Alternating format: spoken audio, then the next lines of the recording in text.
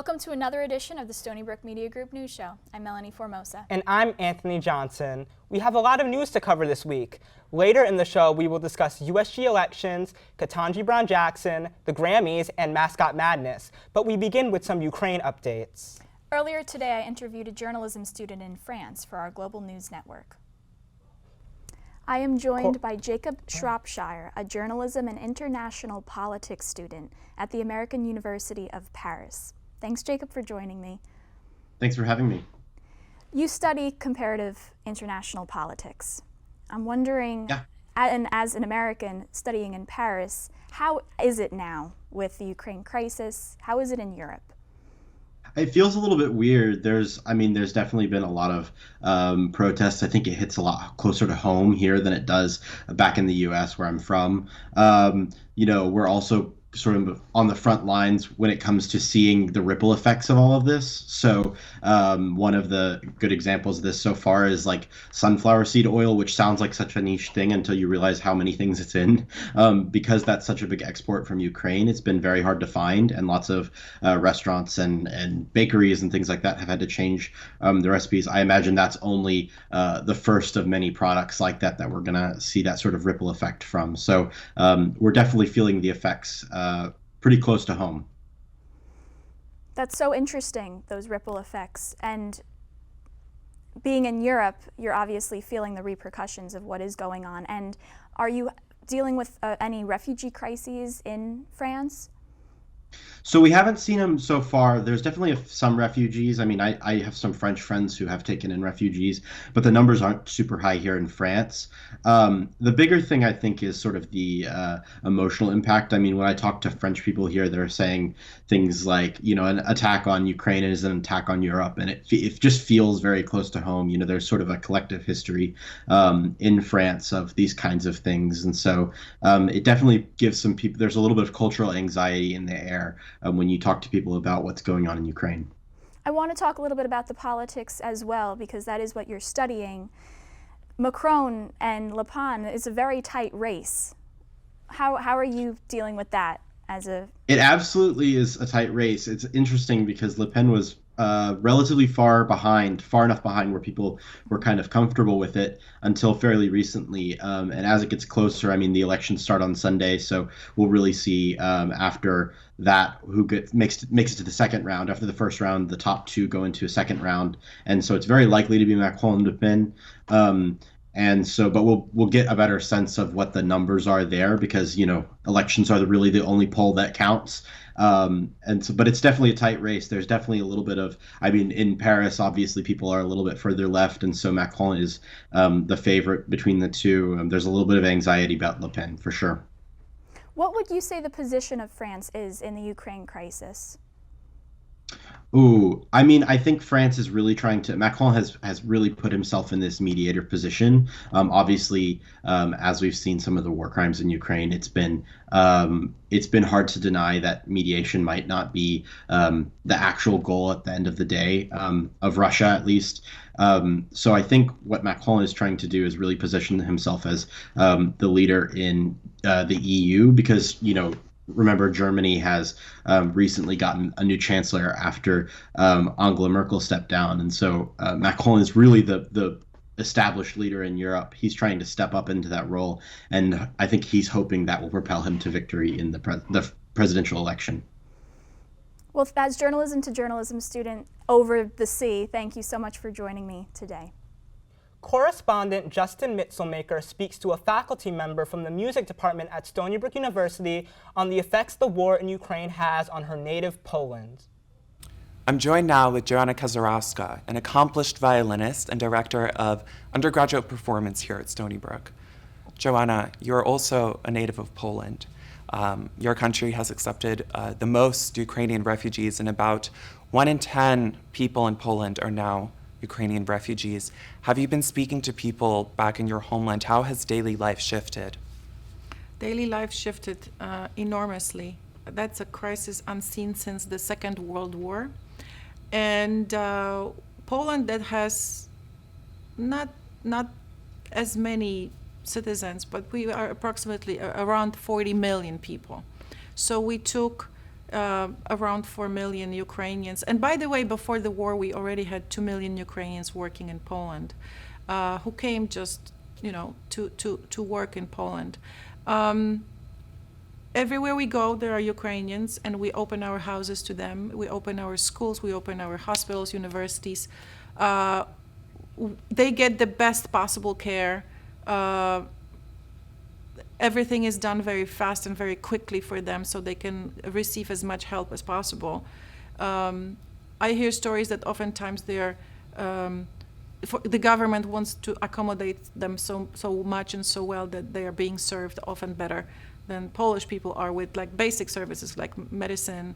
Which is fine, which is great, because these people escaped. They are completely removed from their home country, and they need urgent help within the circumstances, horrifying circumstances that we have behind our eastern border. Yeah. And I know that as a musician, you recently dedicated an ode to Ukraine in a performance. Why is music important during a time like this? Look, music is super important during the times like this, because when I wake up in the morning to pictures that, by the way, Facebook is censoring, and a lot of news outlets are censoring because they're too brutal to show to people. When I wake up in the morning to stories sent directly by my Ukrainian friends from Ukraine, and I watch a picture of a 3-year-old girl body lying down on a body of her 11-year-old sister. Both of them were raped multiple times before dying. And the 3-year-old had a Z, letter Z, tattooed alive with the knife when she was alive on her chest.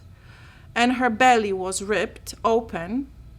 And she was raped by 11 different men, because that's how many different types of semen were identified on the 3-year-old body. And all of this was happening to a 3-year-old girl while her mother was being raped by Russian soldiers before being killed in front of the girl. Where do you escape from those images? Where do you escape from those stories? Where can I escape from that? I can't forget those images. I can't forget seeing those pictures. So music is my refuge. When I come to Stony Brook University to teach my students, that's the only time during my day that I forget those horrific atrocities that Russian soldiers, who are monsters, most of them, some of them are amazing because they refuse to fight, knowingly that they will be sent to Siberia labor camp. Yeah. But some of them are committing horrific crimes. Thank you, Joanna, for your openness, your vulnerability, and your insight. Back to you in the studio. Thank you, Justin. That extended interview can be found on our YouTube channel. I have here Irina, a correspondent who interviewed a native of Ukraine. Yesterday, I interviewed Sonia Safriuk, and she told me about her life in Ukraine during this war. Sonia is a great person. She's very passionate. She is a choreographer and a professional dancer. Meanwhile, she is a volunteer and a wife whose husband is at the war. In this video, she shares her strong, outstanding, and positive energy while talking about her life changes during the war. Her thoughts and great message to the people around the world. Take a listen. Hello, Sophia. Thank you very much for your time. Could you talk briefly about yourself? Where do you live and what do you do? Yes, sure. I'm Sonia and I'm from Ukraine, city Chernivtsi, and I'm professional choreographer and dancer. How have the war affected you and your family? First of all, my husband went to Armed Forces of Ukraine on second day of war. So we can't continue our work together because before we had a little company where we make dance videos. I'm like a dancer and he shoots me, but now we can't do that. So he's now soldier, and I'm here at home trying to help people who need my help. And all my family stayed in Ukraine. My mom worked with children without parents, and many of that children came from Kiev region, and they were evacuated because that region were bombed. And now she had a lot more children to care for. Even children from Kiev had to move to Chernivtsi, Yep. which is western part. Wow. Have you had a chance to see your husband after he left? And no, just in camera. Wow. Is there enough food and water where you live in Chernivtsi now? Yes, it is. We're kind of close to border, so no problem with that. Even we try to support other places in Ukraine where it's really hard to get products and water. So here we kind of have a lot of volunteering centers where we all collect and bring food and water. But here we have everything we need for life. As I know, you help people during the war. Please tell us what do you do and how is it to be a volunteer? Yes, first few weeks, I forget about my artistic job and just do whatever I can. So I can drive. So I went from one place to another in my city to bring stuff. Also to kind of collect everything they need, try to find from abroad, or just organizing all of things that people just sometimes write to me. Okay, I need this. Can you please find this? And I try to find that.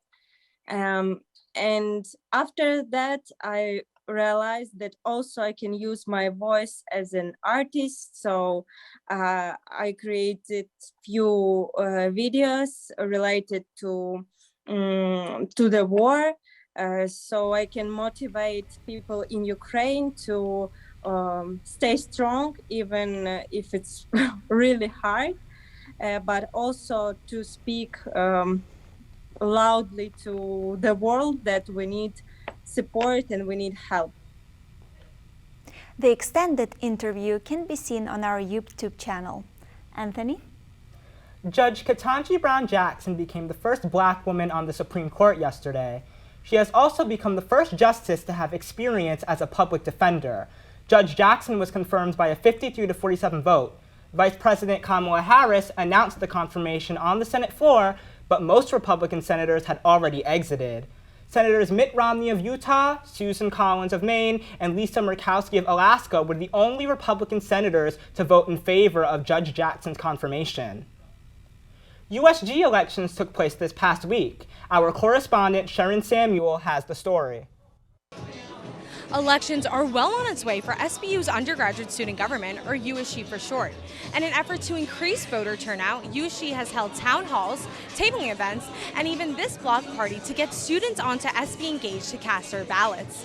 All week, students have had the opportunity to vote for their preferred candidate for next year's Senate and Executive Council of USG. I actually had the opportunity to talk to some of these candidates. Suad Ocean Cream is the only candidate running for next year's USG president position. Some of my accomplishments and goals, it's all towards a few things overall. Increasing inclusivity, diversity, equity, and accessibility overall, trying to make things more equitable, more accessible on campus. And I'm doing this through different infrastructure things or introducing more diversity implementations within our mental health aspects of things on campus.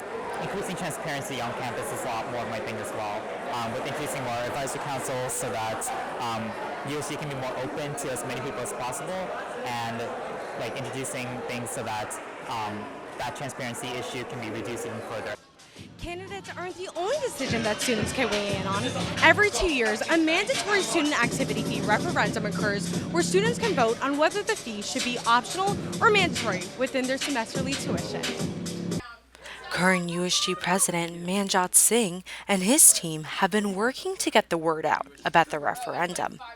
So what this referendum does, it's pretty much puts the option in the hands of the students to know where the fee is going and how it's being utilized. And I could just explain how it's being utilized. So simply, our student activities fee funds over 150 plus clubs and organizations.